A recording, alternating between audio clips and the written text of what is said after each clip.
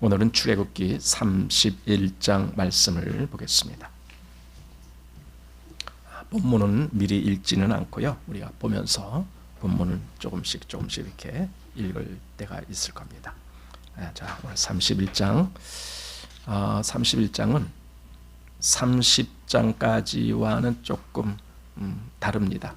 30장까지는 물론 앞부분에서는 이제 계명을 말씀하시고 율법을 말씀하시고 했고, 그 다음에 성막의 제도를 말씀하셨고, 또 성막의 제도 그 중간에 대제사장을 세우는 이제 그런 일이, 그래서 대제사장의 의복과 또 대제사장을 위임하는 위임식에 대해서 말씀하셨고, 그리고 다시 성막에 있는 기구들에 대해서 말씀을 하십니다. 그런데 이제 오늘 31장은 이제 성막의 기구가 아니고, 그럼 성막을 누가 만들 거냐라는 거예요. 실제로 누군가가 그걸 해야 되잖아요. 사람의 손으로 뭔가를 해야 그것이 있잖아요. 우리는 보통 하나님이 다 하십니다, 하나님이 다 하십니다 이렇게 얘기를 하는데, 하나님이 하시는데 우리가 이걸 알아야 돼요. 하나님이 하시는데 하나님은 사람을 사용하신다는 거예요. 하나님이 그냥 뚝딱 하고 하실 수도 있어요. 예를 들어 천지 창조하실 때 뭐 빛이 있으라, 그런 식으로 만약에 여기서도 성막이 있으라 그러면은 어떻게 돼요? 성막이 있겠죠. 그러나 그렇게 하면은요, 사람들에게 이 의미를 제대로 전달이 안 되는 거예요. 그래서 하나님은요, 하나님의 일을 하실 때 사람을 사용하시는 거예요. 그 사람의 손, 발 다, 그 사람의 마음 다 사용하시는 거예요. 그래서 그러하여금 하나님의 일을 할 수 있는 사람으로 그렇게 만드시는 거예요. 이게 하나님의 역사예요. 그렇다면은요, 지금도 마찬가지예요. 우리는 기도하는데요, 무슨 기도를 하느냐? 하나님 이렇게 되게 해주세요, 이렇게 되게 해주세요. 그리고 나는 뭐 하느냐? 가만히 있어요. 여러분, 그거 잘 생각해 봐야 돼요. 하나님이 가만히 있는 사람에게 역사하신 적은 없어요. 이게 무슨 말인지 줄 아시겠죠? 가만히 있는 사람에게는요, 하나님도 가만히 계셔요. 그가 정말 하나님을 향해서 어떤 마음으로 어떻게 사는지, 어떤 노력을 하는지, 어떤 애를 씀이 있는지, 이런 것들이 있어야 하나님도 그 사람을 쓰시는 거예요. 그래서 여기 지금 성막을 만드는 일에 있어서도 바로 그 말씀을 해주는데, 오늘 31장이 바로 그 부분입니다. 그리고 이제 뒤에 가보면은 안식일을 준수하라라는 그런 말씀이 또 나와요. 갑자기 왜 안식일이 나올까? 사실 요 31장에 가보면은요, 이게 1차적으로 하나님이 모세에게 전하신 말씀의 끝이에요. 이게 31장까지가. 물론 뒤에 다시 또 모세가 또 하나님 만나고 이런 거 나오지만은 그건 그 다음번이고, 지금 1차적으로 모세가 하나님 앞에 나가서 말씀을 받은 그 전체가 31장이 끝입니다. 그런데 그 끝에 다시 안식일을 지키라라는 말씀이 나온 겁니다. 자, 그러니까 모세가 하나님께 올라가잖아요. 우리 19장, 20장 여기 보면은 하나님 앞에 올라가서 10계명을 받는 대목부터 시작해서 이제 나오는데, 결국 모세가 하나님 앞에 올라가서 받은 게 뭐냐? 두 가지예요. 하나는 율법, 즉 계명, 이거예요. 율법, 계명, 이것이 한 가지고, 또 하나는 성막의 제도, 이겁니다. 이 두 가지가 핵심적인 내용입니다. 자, 그래서 이제 31장에 성막을 그럼 누굴 통해서 이 성막을 짓게 할 것인가 했을 때, 여기 이렇게 나옵니다. 1절 보니까 여호와께서 모세에게 일러 가라사대, 내가 유다 지파 훌의 손자여 우리의 아들인 부살렐을 지명하여 부르고, 이렇게 되어 있습니다. 부살렐이라고 하는 사람을 하나님이 지명했고 그를 부른다는 거예요. 우리가 좀 왜 하필 그 사람일까? 우린 몰라요. 하나님이 어떤 사람을 지명하시고 그를 부르실 때 그 사람의 어떤 점이 하나님 앞에 옳게 보여서 그렇게 했는지 잘 몰라요, 우리는. 그러나 하나님은 아셔요. 예를 들어 예수님이 그 성육신 하실 때 왜 하필이면은 마리아를 선택했을까? 우린 몰라요. 왜 그랬는지. 그러나 하나님은 아셔요. 그 마리아를 아신다고요. 그가 얼마나 하나님의 이 성자 예수 그리스도를 잉태해서 그를 출산하고 그를 양육할 수 있는 그런 어머니냐라는 걸 우리는 모르지만 하나님은 아실 거예요. 여기서 유다 지파 훌의 손자여 우리가 이제 이름이에요. 이게 우리의 아들인 부살레를 지명하여 부르고 했습니다. 우리가 미리 앞에서 봤지만요, 성막의 제도는요 아주 까다로웠어요. 한마디로 공교하게, 하다못해 아론이 입는 옷도 보면은요 아주 그냥 세밀한 부분까지 다 정해졌잖아요. 그럼 그대로 만들어야 되는 거예요. 막 이거 어떡하지? 뭐 이러면 못 만드는 거예요. 큰일 나요. 그러면 충분히 하나님 말씀대로 만들 수 있는, 또 성막의 여러 기구들, 뭐 언약궤니 속죄손이, 또 속죄소 위에 같이 나온 두 그룹 천사니, 뭐 성막 그 옆에 있는 뭐 기둥이니 또는 널판이니 덮는 막 사중으로 된 그런 막이니 뭐 다 그런 걸 할 수 있는 그 어떤 사람을 하나님이 택하십니다. 그래서 지목하고 그래서 불렀는데, 그런데 그걸로 끝이 아니었어요. 여기 3절 보십시오. 하나님의 신을 그에게 충만하게 하여 지혜와 총명과 지식과 여러 가지 재주로 공교한 일을 연구하여 금과 은과 노스로 만들게 하며 보석을 깎아 물리며 나무를 새겨서 여러 가지 일을 하게 하고, 자 이렇게. 그런데 이런 일을 하게 하는데 제일 먼저 하나님의 신을 그에게 충만하게 하여, 이거죠. 하나님의 신, 하나님의 신. 우리는 지금 그 하나님의 신이 성령님이신 것을 알아요. 하나님의 신을 충만하게 해서 지혜와 총명과 지식과 여러 가지 재주로, 그런 것이, 그러니까 하나님의 신이 충만해서 이러한 능력이 있게끔 하나님이 하신다는 거예요. 한마디로 하나님이 계획하시고 말씀하시고 택하시고, 그래서 그 택하신 자를 통해서 이루시고, 그러니까 전적으로 하나님의 일인데 거기에 부살렐이 쓰임을 받는 거예요. 그렇다고 부살렐이 전혀 아무 뭐 능력도 없고 재주도 없는 사람인데 하나님이 그렇게 쓰신다, 그건 아닐 거예요. 부살렐은 하나님께 여기 성령 충만을 입기 전에도 최소한 그런 것을 할 줄 아는 그런 사람이었을 것이다 라는 생각이 들어요. 그러나 하나님의 성령이 충만한 것은 이제 그가 단지 그가 갖고 있는 재주를 가지고 어떤 세상적인 일을 하라는 것이 아니라 이제 하나님의 성막을 지어야 된다. 그래서 성령님이 임하신 거거든요. 하나님의 신이 충만케 됐다라는 겁니다.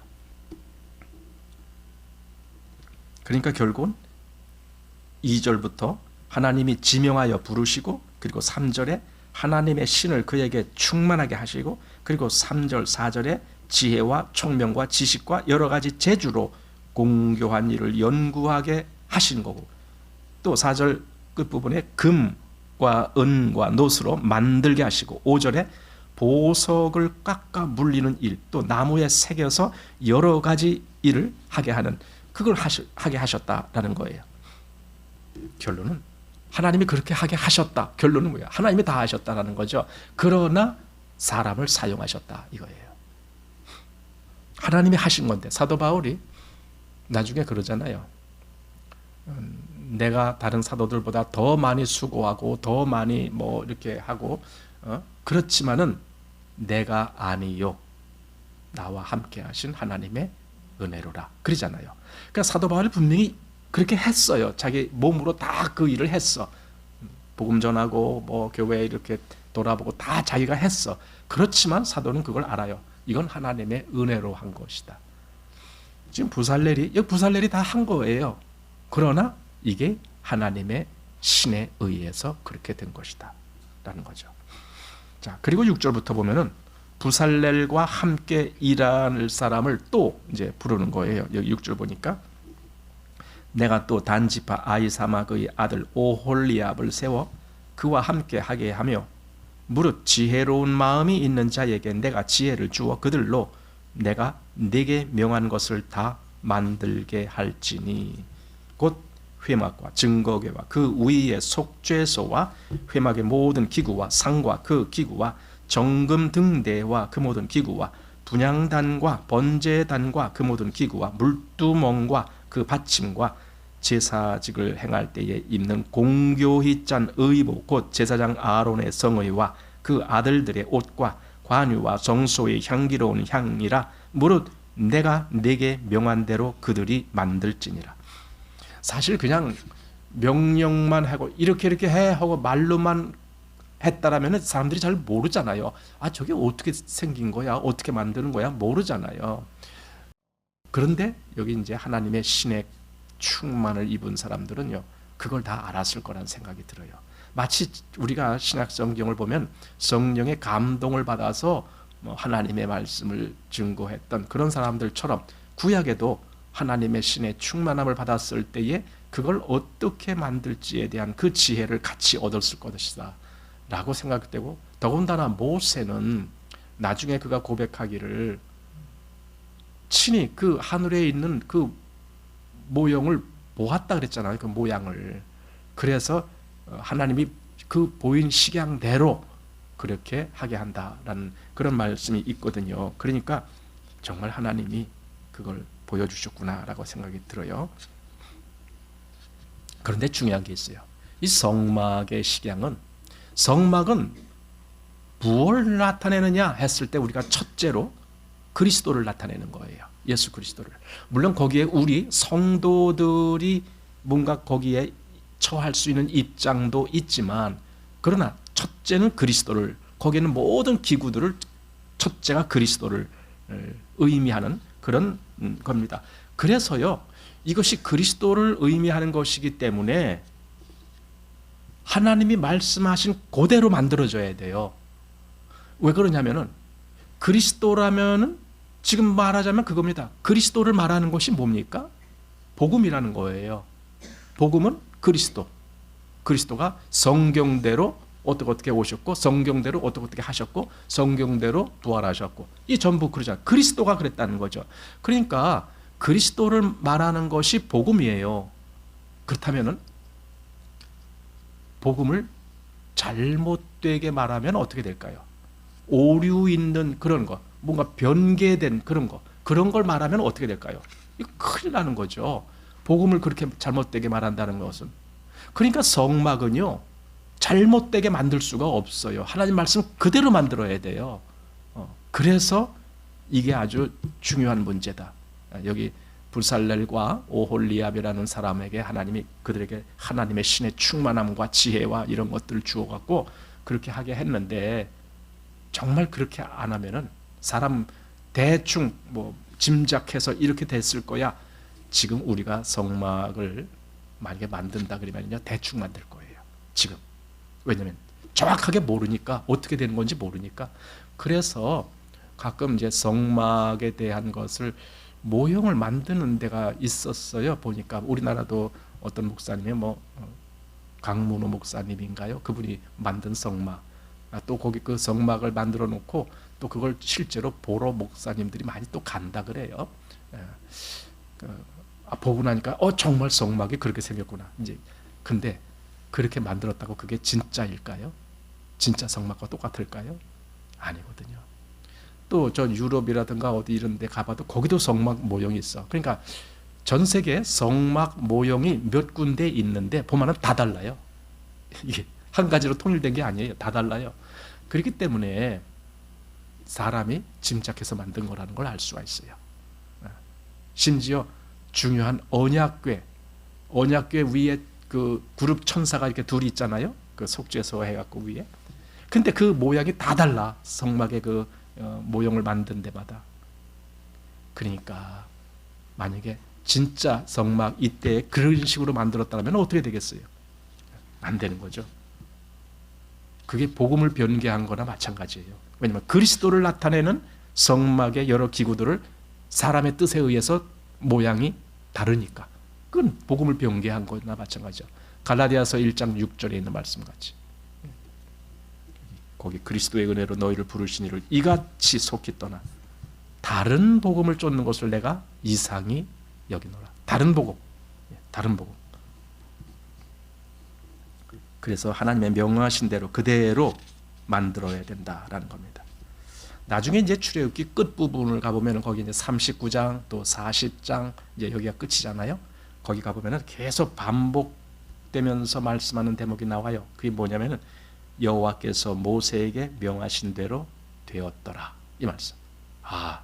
명하신 대로 전혀 잘못된 거 없이 변개된 것도 없이 사람이 그냥 대충 만든 것도 없이 하나님께서 말씀하신 그대로 되는 것, 이걸 지금 출애굽기는 말하고 있는 거예요.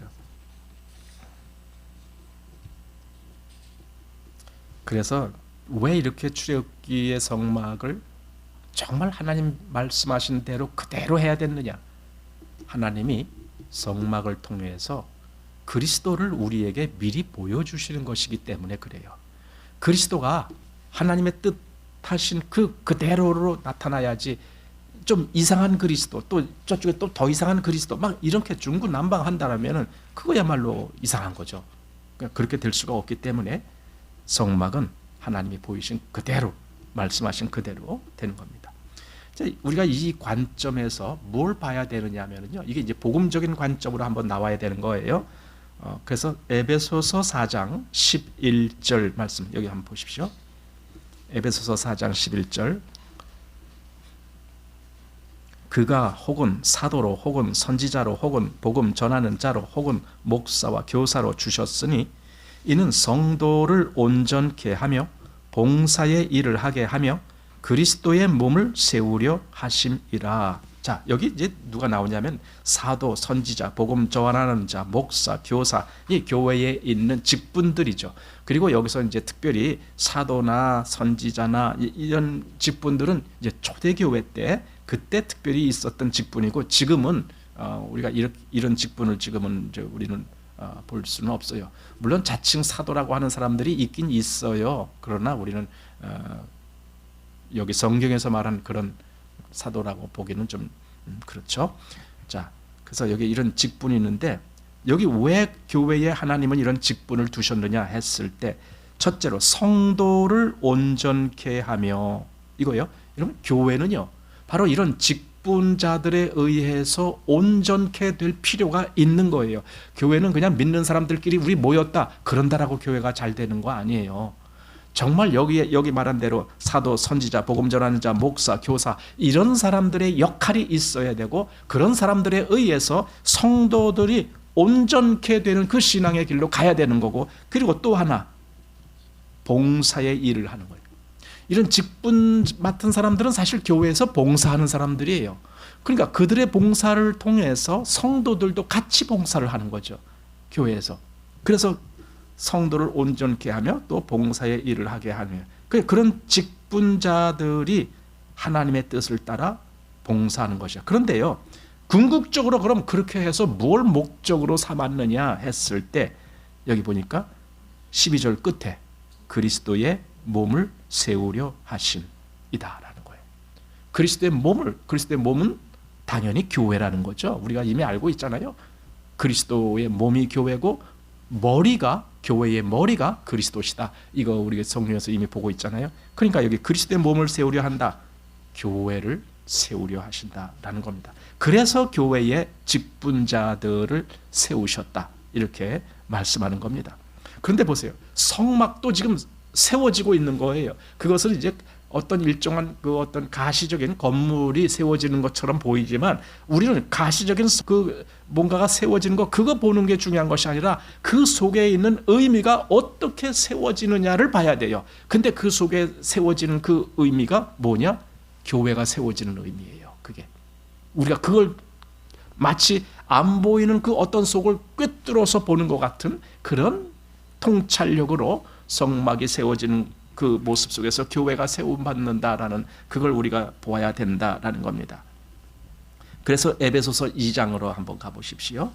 2장 21절 말씀 거기 그의 안에서 건물마다 서로 연결하여 주 안에서 성전이 되어 가고, 성전이 되어 간다는 게 성전이 세워진다 그거거든요. 근데 뭐가 성전이 되어진다는 말입니까? 교회가 성전이 되어가고, 그 다음에 너희도 성령 안에서 하나님의 거하실 처소가 되기 위하여 예수 안에서 함께 지어져 가느니라. 교회는 이렇게 지어져 가고 있는 거예요. 교회는 계속 유기적으로 지어져 가고 있어요. 건물 지었다라고 교회가 다 젖었다, 아닙니다. 건물은 교회라는 것이 아니에요. 교회 호칭을 들을 수가 없어요. 그냥 교회당, 예배당 이렇게는 돼도 교회가 건물은 아니에요. 교회는요 계속 지어져 가고 있는 거예요. 멈추질 않아요. 아까 계속 세운다 그랬잖아요. 그리스도의 몸을 세우는 그 일은 계속 이어지고 있어요. 그래서 여기 함께 지어져 가느니라 이렇게 했습니다. 그래서 이제 이 성막을 세울 때에도 부살렐 혼자서 그 일을 하는 게 아니었던 거예요. 거기 보면은 그와 함께 이제 협력하는 동력자들이 나와요. 자, 여기 교회를 세우는 데에도 동력자들이 있는 거예요. 지금 성막을 세우는데 동력자들이 있는 것처럼 교회를 세우는데 동력자들이 있어요. 그래서 성령님께서 그 교회에 어떤 사람들 이렇게 그들에게 특별한 은사를 주시죠. 이건 우리 잘 구별해야 돼요. 이건 개인을 위해서 주는 것이 아니에요. 교회를 세우기 위해서 주는 거예요. 어떤 사람이 어떤 은사를 받았다. 그럼 그 교회를 세우는 일에 덕스럽게 쓰임을 받아야 되는 거예요. 개인적으로 내가 뛰어난 사람이 되었어 하고 설치는 거 아니에요. 바로 그게 고린도전서 12장이거든요. 한번 볼까요? 고린도전서 우리가 잘 아는 12장 말씀, 거기 4절부터 한번 보겠습니다. 제가 읽겠습니다. 은사는 여러 가지나 성령은 같고 직임은 여러 가지나 주는 같으며 또 역사는 여러 가지나 모든 것을 모든 사람 가운데서 역사하시는 하나님은 같으니. 자, 잠깐만, 여기 지금 뭐 여러 가지나 하나님은 같고 여러 가지나 성령님은 같고 여러 가지나 뭐는 같고 계속 이렇게 말씀한 이유가 뭡니까? 하나님은 지금 어떤 한 가지를 위해서 이 여러 가지를 지금 역사하게 하셨다. 지금 그 말입니다. 그래서 여기 7절 말씀, 각 사람에게 성령의 나타남을 주심은 유익하게 하려 하심이라. 뭐가 유익한다는 말입니까? 교회가 세워지는데, 교회가 세워지는데, 교회가 지어져 가는데, 거기서 유익하게 하기 위해서 교회에 어떤 사람들에게 이런 은사, 저런 은사, 이런 것을 주셨다. 근데 그걸 은사를 주셨다라고 말하지 않고 성령의 나타남을 주셨다, 그렇게 얘기를 해요. 7절 그랬잖아요. 각 사람에게 성령의 나타남을 주심은, 성령님이 나타나는 거예요. 성령님이 그렇게 역사하심을 보이신 거예요. 이걸 보고 사람들은 그냥 은사 이렇게 쉽게 말하지만 이건 성령님의 역사라는 거예요. 성령님이 나타나심. 왜? 교회를 바로 세우기 위해서, 그리고 교회의 덕을 세우기 위해서, 바로 그겁니다. 그리고 여기서 이제 놓치지 말아야 될 것을 다시 오늘 본문으로 한번 가보십시오. 출애굽기 31장 본문에 4절 말씀 보시면은 그 부살레를 지명한 다음에 이렇게 되어 있습니다. 4절에 공교한 일을 연구하여. 여기 이제 이 말씀을 우리가 좀 생각해 봐야 되는데 뭐냐면요, 하나님이 어떤 사람을 쓰실 때 그 사람이 하나님이 나를 쓰시네, 하나님 나를 쓰십시오, 가만히 있어요? 하나님 그렇게 안 쓰신다고요. 다시 말씀드리지만 가만히 있는 사람 안 쓰셔요. 여기서 지금 부살렐에게 하나님이 하나님의 신으로 충만케 하시고 모든 지혜를 다 주시고 그랬다 그랬잖아요. 그런데 부살렐은 어떻게 했는 줄 아세요? 4절에 그린 거예요. 공교한 일을 어떻게 했다는 거예요? 연구한다라는 거예요. 연구하면 정말 그것이 그런가 또 살피고 또 생각해보고 또 계속 뭔가 이것이 옳은가, 이것이 하나님 말씀에 부합하는가, 계속 그렇게 했다라는 거예요. 그게 연구예요. 우리 같으면은요, 우리가 하나님 말씀을 연구하잖아요. 계속 왜 그래요? 하나님께 쓰임 받는 거예요. 그게 그래야 쓰임 받아요. 제가 정말 말씀드립니다만은 성경 안 읽는 사람 쓰임 못 받아요. 제가 그래서 늘 부탁드리는 게 그거예요. 제발 1년에 한 번이라도 성경을 읽으십시오. 한 번이라도. 이 성경 두껍다라고만 하지 마시고요. 꾸준히 읽으면요 1년에 한 번 충분히 읽어요. 하루에 서너 장씩만 읽어도 돼요. 근데 그걸 못해요. 그러니까 그것도 성경 읽기조차도 못하는 사람을 하나님이 어떻게 사용하시느냐고요. 사용 못해요. 그러니까 나를 통해서는 하나님의 역사가 나타나질 않는 거예요. 여러분, 저는 그래서 여러분들이 좀 각오를 하시라고 말씀드리고 싶어요. 각오를 해야 돼요. 내가 참으로 하나님께 쓰임 받기를 원합니다. 예, 각오를 하세요. 여기 이 부살렐처럼 연구해요. 연구. 예. 공교하다란 말은 아주 그 세밀하고 뭔가 좀 복잡한 어떤 면도 있고 이래. 하지만 그걸 잘 연구를 해서 할 수 있게 스스로도 하나님이 그에게 지혜도 주셨지만 그 스스로도 그걸 연구를 했다는 거예요. 그래서 결국은 만드는 거예요. 성령님의 역사는요, 성령님의 감동하신다 뭐 그러는데 성령님은 감동하실 때 우리를 기계적인 사람으로 만들지 않으셔요. 기계적인 사람으로 만든다는 것은요, 누가 조종하는 대로 그냥 손발이 움직이듯이 그렇게 되는 걸 그걸 기계적이라고 얘기하는 거예요. 근데 하나님은 전혀 그런 걸 원하시는 게 아니에요. 하나님은 유기적인 관계를 원하시는 거예요. 그게 뭐냐면요, 내 마음에서도 움직여서, 그래서 내 몸이 같이 움직여서 하나님의 뜻에 부합해서 이렇게 됐을 때 하나님이 거기 성령의 역사가 같이 있게 하는 거예요. 성령님은 우리를 그렇게 사용하신다라는 겁니다. 그러니 여기 부살렐이 지혜를 받았어도 연구했다라는 이걸 우리가 꼭 기억해야 됩니다. 그런데 여기 부살렐만 그런 것이 아니에요. 우리 베드로전서 1장 한번 보십시오.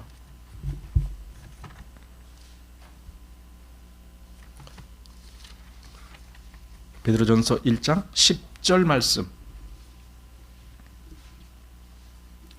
여기 보면은 10절에 이 구원에 대하여는 너희에게 임할 은혜를 예언하던 선지자들이 연구하고 부지런히 살펴서, 그러니까 선지자들도요, 하나님이 그 선지자에게 계시를 주시고 말씀을 주시고 그래서 선지자들이 백성들에게 가서 하나님 말씀을 전하고 그랬잖아요. 그런데 그 선지자들이 한 일이 있어요. 여기 보니까요, 어떻게 했어요?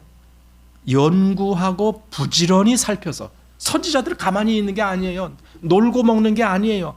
가만히 잠만 자고 있는데 하나님이 그에게 말씀을 주셔서 야, 너 가서 이스라엘 백성에게 전해라 그러셨나요? 아닙니다. 그 선지자들도 계속 부지런히 연구하고 또 부지런히 살피고 정말 하나님의 뜻이 무엇일까 계속 거기 관심을 갖고 이렇게 했다라는 거예요. 그래서 그를 선지자로 쓰시는 거예요, 하나님이. 그러니 우리가 착각하지 말아야 될 것이 그거예요. 나는 내가 하는 걸 원치 아니고 하나님이 하시기를 원해요, 이렇게 말하고 가만히 있는 사람들이 있어요. 그 사람은요, 하나님이 역사하는 걸 거절하는 사람이나 마찬가지예요. 가만히 있는 사람, 예, 가만히 있는 사람, 하나님은 그렇게 사용하시지 않아요. 한마디로 하나님에 대해서 관심이 많고 하나님에 대해서 정말 부지런히 연구하고 하나님에 대해서 더 살피고 하나님 말씀을 더 알기를 갈망하고 이런 사람을 쓰셔요. 사실 제가 오늘날 이 목회의 길을 가게 되는 것, 사실은 저도 미리 예상하지 못했어요. 정말 어느 날 갑자기 이렇게 됐어요. 그러나 제게 분명한 것이 하나 있었어요. 제가 그전에도 아마 살짝 말씀드렸는지 모르지만 제가 옛날에 직장 다닐 때에 기관사로 있을 때에 열차를 운전할 때 제가 그 기관차 안에 들어가면 제일 먼저 하는 일이 가방에서 성경책을 꺼내서 그 운전대 위에다 탁 올려놓는 거예요. 왜 올려놓느냐? 난 가다가 정거장에서 뭐 교행하느라고 5분, 10분 말고 이렇게 시간 날 때가 있어요. 그 5분 동안이라도 난 성경을 봤어요. 그때 정말 부지런히 봤어요. 그래서 제 별명이 직장에서 목사였어요. 그때. 그러나 나는 그때 내가 목사 되겠다 그런 생각은 전혀 하질 않았어요. 근데 어느 날 갑자기 하나님이 나를 이 길로 가게 만드셨어요. 내가 그렇게 부지런히 성경을 연구하고 살피고 하지 않았다면 하나님 저 안 쓰셨을 거예요. 여기서 그래서 부살렐도 분명히 지혜롭게 뭐 하는 이런 걸 다 받았지만 계속 연구했다는, 연구. 그 공교한 일을 연구했다. 자, 그 다음에 이제 12절부터는요, 이제 성막이 아니에요. 이제 끝이에요. 성막은 끝이고 안식일에 대해서 말씀합니다. 왜 갑자기 안식일에 대한 얘기가 나올까? 자, 12절 보십시오. 여호와께서 모세에게 일러 가라사대 너는 이스라엘 자손에게 고하여 이르기를 너희는 나의 안식일을 지키라. 이는 나와 너희 사이에 너희 대대의 표징이니 나는 너희를 거룩하게 하는 여호와인 줄 너희로 알게 함이라. 안식일은요, 여기서 지금 이 말씀대로 잘 보십시오. 안식일을 지키라라고 한 하나님의 의도가 뭐냐면 나는 너희를 거룩하게 하는 여호와다. 나는 너희를 거룩하게 만들기를 원한다. 그렇게 말씀하시면서 안식일을 지키라는 거예요. 그러니까 안식일은 사람들이 이 거룩함을 누리는, 거룩함을 지키는, 거룩함을 향하는 뭐 이런 의도와 관계가 있는 거예요. 안식일이 그거예요. 그냥 안식일에 나 이거 하지 말라 저거 해라 그런 게 중요한 것이 아니라 하나님의 거룩함, 그리고 거룩함이라고 하는 것은요 하나님께 구별된 걸 얘기하는 거예요. 하나님 거, 이게 거룩이에요. 하나님 거. 나는 하나님 소유입니다. 그게 거룩이에요. 안식일이 그런 의도에서 제정이 되었다라는 겁니다. 그래서 안식일을 지키라는 말씀이 출애굽기에 많이 나와요. 지금 우리가 본 오늘 본문 여기 13절에도 나왔지만은 16장 23절, 또 20장 3절, 또 23장 12절, 또 35장 2절, 여기 전부 안식일을 지키라는 말씀이 계속 나와요. 그 하나님이 왜 이렇게 안식일을 강조하실까? 더군다나 지금 이 출애굽기 31장은 모세가 하나님께 올라가서 받은 말씀의 마지막 부분이에요. 마지막에 제일 끝을 하나님은 안식일을 지키라는 말씀으로 결론을 내리는 거예요. 자, 여기 14절 보십시오. 오늘 본문 14절. 너희는 안식일을 지킬지니 이는 너희에게 성일이 됨이라. 무릇 그 날을 더럽히는 자는 죽일지며 무릇 그 날에 일하는 자는 그 백성 중에서 그 생명이 끊쳐지리라. 예. 안식일을 더럽히면은요 죽임을 당한다는 거예요. 아니 그게 그렇게 무서운 일인가? 아니 안식일이 무슨 뭐 살인한 건가? 안식일 범하는 게 살인죄인가? 왜 저기서 죽는다고 생명이 끊쳐진다고 말씀했을까? 안식일을 범하면은 죽임을 당하고 안식일에 일하는 자는 그 생명이 끊쳐진다. 역시 죽는다는 말이거든요. 그러니까 안식일을 범하면은 죽어, 이 결론이란 말이에요. 그럼 왜 그렇게 무시무시한 결과가 오게 말씀하셨을까? 안식일이 그만큼 중요하다라는 의미겠죠. 15절에도 보십시오. 엿새 동안은 일할 것이나 제7일은 큰 안식일이니 여호와께 거룩한 것이라.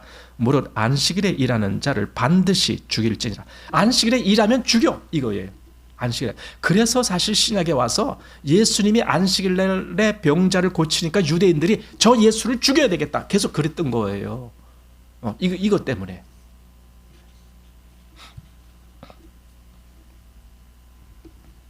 민수기 15장에 가면은 진짜 안식일에 나무를 한 사람의 얘기가 나와요. 그 사람 돌에 맞아 죽었어요. 이렇게 엄중한 규정이 안식일에 대한 규정이에요. 우리가 여기서 알아야 될 것이 있는데, 첫째는요, 안식일은 율례나 또는 도덕의 규례가 아니라는 거예요. 보세요. 지금 안식일 지킨다는 게 그게 무슨 율례와 도덕입니까? 하나님의 기준에 맞게끔 그렇게 하라는 건데, 그러니까 안식일은 이런 율례 도덕이 아니라 이건 하나님과의 관계의 문제입니다. 즉 너는 하나님을 신뢰하느냐, 이 문제입니다. 이 문제가 사실은 창세기 3장부터 나온 문제입니다. 2장에 하나님이 아담에게 말씀하셨을 때에 그 에덴 동산에서 말씀하셨을 때 바로 이걸 원했던 겁니다. 너는 나를 신뢰하겠느냐 이거거든요. 안식일의 문제가 바로 그 문제가 있는 겁니다. 너는 그 날을 하나님의 날로 그렇게 거룩하게 지키겠느냐 이거예요. 그리고 두 번째로 여기서 알아야 될 것은 우리는 안식일의 규례 그러면 그거 되게 엄중한 거다 이렇게만 보려고 하는데요. 아니에요. 하나님 이 말씀하시면서 물론 다른 계명들도 마찬가지입니다. 이 계명을 주실 때 엄하게 하려고 그렇게 하려고만 한 것이 아니라 여기 뭐라고 말씀하셨나요? 여기 한번 신명기 10장을 한번 보십시오. 뭐라고 말씀하시는지 보십시오. 신명기 10장 12절, 자 12절, 13절 여기는 같이 읽겠습니다. 12, 13절 시작. 이스라엘아, 네 하나님 여호와께서 네게 요구하시는 것이 무엇이냐?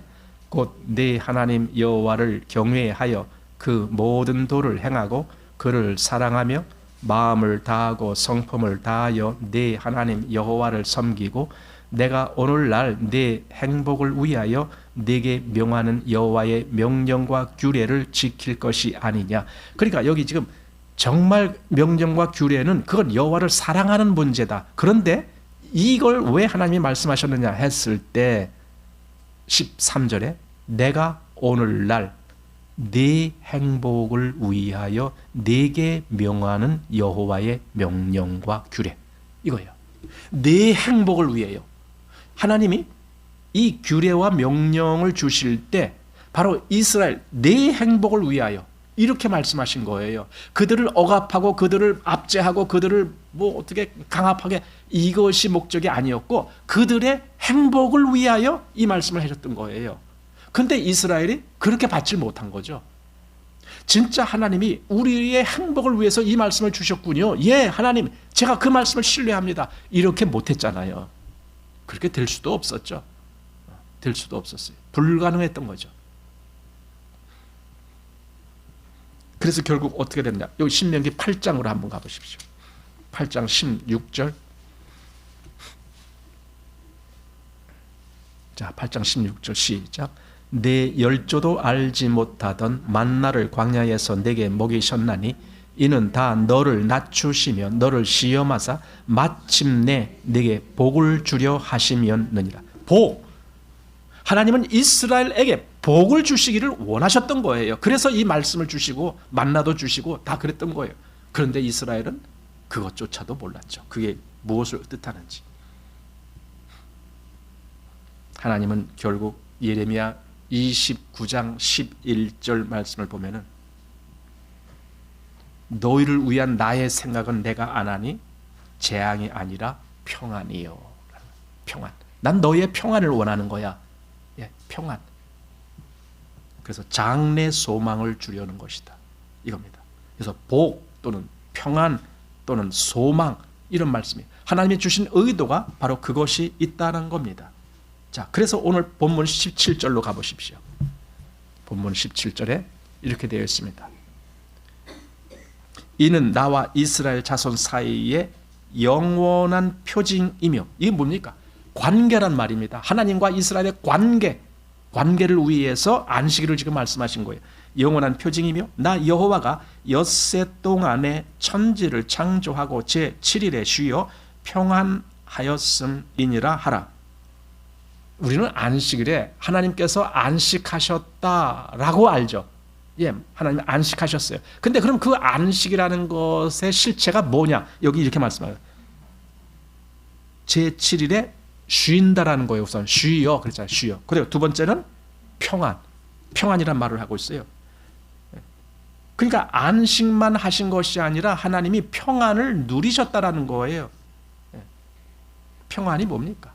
마음에 원하는 것이 그대로 마음에 들게 이루어졌을 때 이제 됐어. 이게 평안을 누리는 거거든요. 그러니까 우리가 알아야 될 것은요. 안식이라는 것은 쉼도 있지만 평안도 있다라는 걸 알아야 됩니다.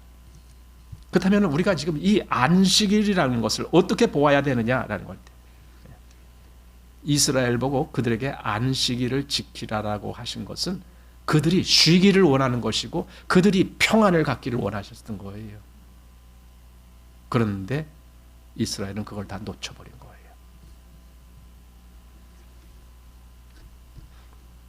하나님이 이스라엘을 애굽에서 건지실 때에도 바로 이런 이유가 있었어요. 출애굽기 2장 23절 24절 거기에 말씀을 보면은요, 애굽에서 그들은 그 고역으로 탄식했다라고 나오잖아요. 근데 하나님이 그 고역을 들으시고 그래서 돌아보시고 그들을 권고하셨다라고 되어 있어요. 그러면서 약속의 땅, 즉 가나안 땅을 그들에게 주시고 그 고역에서 건져내셔서 안식하게 하시려고 그들을 불러내셨다. 이렇게 우리가 보게 돼요. 그런데요, 사실 이스라엘은 가나안 들어가서 안식 못했어요. 거기 가서도 계속 싸웠어요. 전쟁했어요. 그러니까 왜 하나님이 그렇게 이스라엘을 가나안 땅, 약속의 땅, 젖과 꿀이 흐르는 땅, 그리고 그걸 안식이라고 왜 그렇게 했느냐? 실상은 안식이 그때 이루어지지 못했지만 하나님은 그걸 안식이라고 표현한 것은 후일에 이루어질 진짜 안식을 보이시려고 그렇게 하셔야 되는 거예요. 그러니까 출애굽해서 가나안에 들어가는 것은 예표였던 거예요. 진짜 출애굽처럼 얽매인 곳에서 벗어나와서 진짜 안식인 그리스도 안에 들어가는 것, 이걸 보여주시려고 출애굽기가 있는 거예요. 히브리서 4장 8절 보면은 거기 여호수아가 그들에게 안식을 주었더라면 이렇게 했을 텐데 실상은 안식을 주지 못했다. 그 말씀이 있거든요. 여호수아가 이스라엘을 분명히 데리고 들어갔어요. 가나안에. 그건 맞아요. 그런데 그것이 안식은 아니었다라는 거죠. 자, 지금 모든 사람이 어떻게 되어 있습니까? 히브리서 2장 15절 말씀 보면은요, 죽기를 무서워함으로 일생에 매여 종노릇하는 자들, 이렇게 표현되어 있어요. 이게 뭐입니까? 마치 이스라엘이 애굽에 얽매여 있는 것과 똑같은 겁니다. 죽기를 무서워함으로 일생에 매여 있어요. 그래서 종노릇하고 있어요. 끌려가고 있어요. 어디에? 그래서 사실 사단이 끌고 가는 곳이에요. 그런데 모든 사람이 그렇게 하고 있어요.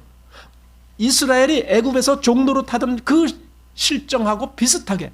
근데 하나님은 거기서 이스라엘을 건져내셔서 가나안, 즉 약속의 땅 안식하게 하시려고 보내셨다 하신 것처럼 우리를 그 일생에 매여 종노릇한 거기서 건져내셔서 비로소 안식할 수 있는 곳으로 우리를 인도해 주시는 거예요. 그게 그리스도예요. 그리스도 안에서 안식을 누리는 것. 그러니까 이 출애굽에서 말한 이 안식은 다분히 그리스도의 진짜 안식을 보여주시려고 안식일을 말씀하셨던 거예요. 그래서 안식일의 규례가 그렇게 엄중했던 거예요. 왜냐하면 그리스도를 나타내는 것인데 이것이 어긋나면 안 되기 때문에 그러는 거예요. 안식일을 거부하는 것은요, 곧 그리스도를 거부하는 거나 마찬가지예요. 그래서 죽임을 당하는 거예요. 엄하지만 나중에 마태복음 12장 8절 말씀을 가보면요, 예수님 이렇게 말씀하셨어요. 인자는 안식일의 주인이니라. 그러니까 안식일 구약에 그랬지만은 실상 그 안식일, 그 구약의 그때의 안식일, 그게 진짜가 아니고 인자가 진짜다. 그거예요. 인자가 진짜 안식일의 주인이야. 진짜 안식을 주시는 분이 예수님이시다라는 거예요. 구약의 가나안 땅에 들어가는 게 안식이 아니라 그건 모형이었다라는 거죠. 그래서 예수님이 마태복음 11장 28절에 수고하고 무거운 짐진 자들아 다 내게로 오라. 그러면서 뭐라고요? 내가 너희를 어떻게 한다고요? 쉬게 한다. 여러분, 쉰다 말이 그게 안식이란 말이에요. 쉼. 아까 하나님도 쉬셨다 그랬잖아요. 쉼, 안식. 그게 또 뭐라고요? 평안. 거기서 진짜 평안을 찾는 거예요. 그러니까 지금은 우리가 가나안 땅의 안식이 아니고 예수 그리스도가 안식이시다라는 걸 알아야 되는 거죠. 안식일을 무시하는 것은 실제로 안식일의 주인이신 그리스도를 배척하는 것과 똑같은 입장이 되기 때문에 그래서 엄중하게 하나님이 죽여라 라고 말씀하셨던 겁니다. 하나님이 지금 우리가 본 말씀 출애굽기에서 성막 제도를 말씀하시다가 갑자기 마지막에 안식일을 말씀하신 이유를 이제 우리는 알겠습니다. 사실은요, 성막 전체도 예수님을 말씀했던 거예요. 그러면서 안식일을 말씀하시면서 진짜 이 안식일의 주인이신 예수님을 드러내기 위해서, 사실 이것은 여기 아까 부살렐이 공교하게 그 일을 하기 위해서 연구했다라고 하는 것처럼 이 하나님의 이 말씀을 정말 부지런히 살피고 연구한 사람들이 바로 그걸 발견해내는 거예요. 그래, 구약에 이렇게 이런 뭐 성막이고 뭐고 이런 제도가 있었는데 실상은 그리스도를 보여주시려고 이렇게 말씀하셨구나. 이것이 발견되는 거예요. 부지런히 살핀 자들에게. 잠만 자고 있는 사람들에게는 이런 게 안 보이죠. 잘 우리가 이 말씀을, 이게 결론이에요. 모세가 지금 하나님과의 대면에서 하나님이 모세에게 주신 말씀의 결론, 31장이 결론입니다. 그 중에서도 끝에 안식일에 대한 규례가 결론입니다. 그리고 그 다음 32장으로 가보면 이제 또 다른 이야기가 전개되는 겁니다. 그러니까 이 약속은요, 이스라엘에게만 국한된 문제가 아닙니다. 여기 31장 16절 말씀을 보면은요, 이같이 이스라엘 자손이 안식일을 지켜서 그것으로 대대로 영원한 언약을 삼을 것이니, 대대로 영원한 언약이라는 말은 하나님이 이 약속을 계속 후대에 효력 있게 하시겠다라는 겁니다. 그러면은 이것은요, 단순히 유대인들이 안식일 날을 지키는 것을 말씀하시는 것이 아니라 진짜 안식을 누리게 되는 그리스도를 말씀하시려고 이렇게 한 거예요. 그러니까 우리 이방인들에게도 해당된 말씀이다 이겁니다. 우리는 우리 마음에 바로 이 그리스도로 말미암아 내 안에 안식, 그 평안이 있는지를 반드시 알아야 돼요. 내 안에 이 안식이 있는가? 내 안에 이 평안이 있는가? 반드시 그걸 우리는 살펴야 돼요. 예, 반드시. 요즘 사모가 이제 병실에 누워 있는데 제가 그 옆에다 이제 그 MP3를 찬송가 나오는 걸 틀어줘요. 계속 어떤 때는 뭐 1시간, 2시간 막 계속 이렇게 들을 때도 있고 그래요. 그럼 사모가 어떤 때는요, 혼자 누워 있다가 막 손을 흔들어. 그 찬송가 맞춰서.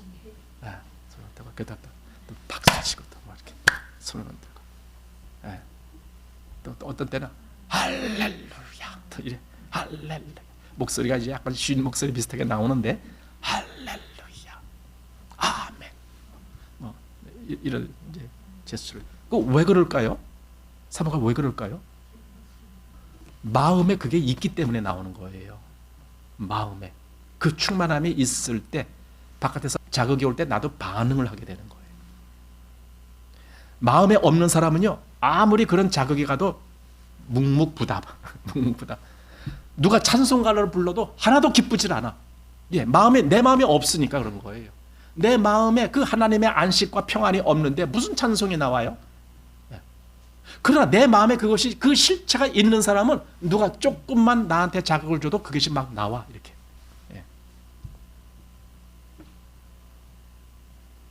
그래서 여기 이제 18절 결론, 여호와께서 시내산 위에서 모세에게 이르시기를 어떻게 했어요? 마치신 때, 이게 마친 끝이란 말이에요.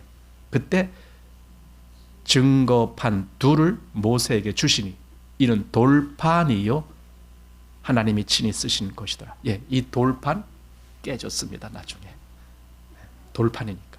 그러나 우리에게 주신 말씀은 돌판이 아니고 마음판에다 새겨주셨습니다. 깨지지 않게. 얼마나 이게 은혜로운 일이고 얼마나 이게 가슴 뛰는 일입니까? 우리가 이 성막을 보면서도 성막이 참 공교하고 참 뭐 아주 그냥 신비롭고 뭐 그렇지만은요, 여러분 이거 아무것도 아니에요. 우리 안에 계신 그리스도가 더 공교한 거고 더 화려한 거고 더 아름다운 거예요. 그걸 놓치고 있으면 뭐하냐고요. 아무리 이걸 읽으면 뭐하냐고요. 우리 안에 있는 그리스도, 그분이 더 아름다우신 분이시다. 우리가 그리스도를 더 알아야 돼요. 그래서 31장 이렇게 마치겠습니다.